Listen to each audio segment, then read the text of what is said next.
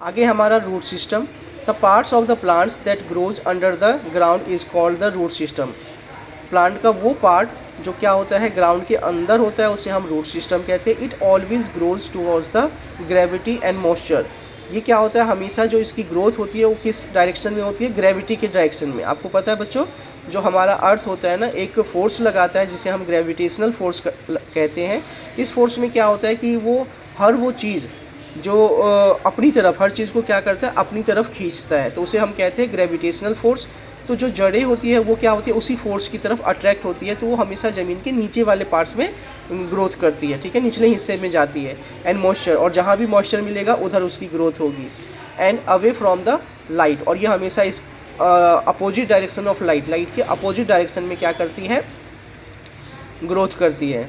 तो types of roots, अगर हम बात करते हैं टाइप्स ऑफ रूट्स की, तो plants have two types of roots. Plants के दो टाइप्स होते हैं रूट्स के, tap roots and fibrous root, ठीक है। टैप रूट्स होता है एंड फाइब्रस रूट। अब हम बात करेंगे सबसे पहले टैप रूट्स की। In some plants a single roots called primary roots. कुछ प्लांट्स ऐसे होते हैं जिसमें सिंगल रूट्स होती है, जिसे हम क्या कहते हैं, प्राइमरी रूट कहते हैं। Comes out from the seeds, वो क्या होता है, कम्स यानी बाहर आते हैं, from the seeds after germinate. जब सीड्स क्या होता है, जर्मिनेट होता है, तो उससे क्या होता है, वो जो बाहर निकलता है उसे हम प्राइमरी रूट्स कहते हैं। It is thicker at this upper parts, वो अपर पार्ट्स में क्या होता है, थिकर होता है, थोड़ा सा मोटा होता है। एंड जनरली टेपर्स डाउनवर्ड्स, और नीचे जाके जो है थोड़ा पतला हो जाता है। The primary roots gives out several branches. जो प्राइमरी रूट्स होते हैं उसमें कुछ ब्रांचेज होते हैं इन एवरी डायरेक्शन, और वो सभी डायरेक्शन में ग्रोथ करते हैं।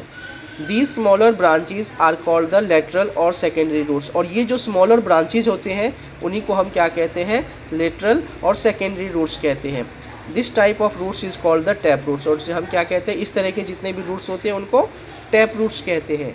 Mango, neem, pine, carrots and radish are example of the plants in which tap root is found। इसमें क्या होते हैं, ये टैप रूट्स होते हैं इनके अंदर। फंक्शन ऑफ रूट्स, अगर हम रूट्स के फंक्शन की बात करें, the main function of the roots are given below. कुछ फंक्शंस नीचे दिए हुए हैं। फिक्सेशन, सबसे पहला है फिक्सेशन।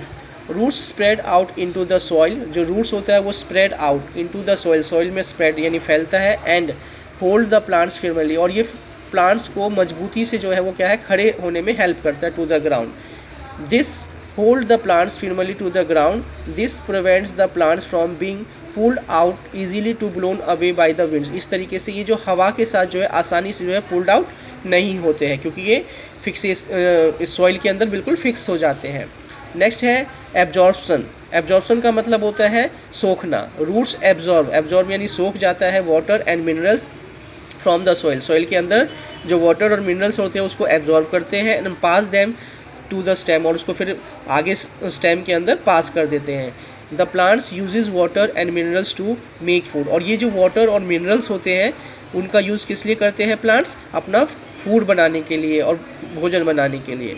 फिर नेक्स्ट है प्रिवेंटिंग सॉइल इरोजन। और क्या जो रूट्स होते हैं ये क्या करते हैं, जो मिट्टी होती है उसको जकड़े रहती है, और उसका सॉइल का इरोजन वाटर के साथ या विंड्स के साथ नहीं हो पाता है। तो रूट्स बाइंड द सॉइल, क्या करते हैं, बांध के रखते हैं पार्टिकल्स टुगेदर, यानी सॉइल के पार्टिकल्स को। In this way roots prevent the soil from being blown away by the winds and washed away by the water. और इस तरीके से हवा के साथ और पानी के साथ बहने या उड़ने से वो क्या हो जाते हैं, रुक जाते हैं।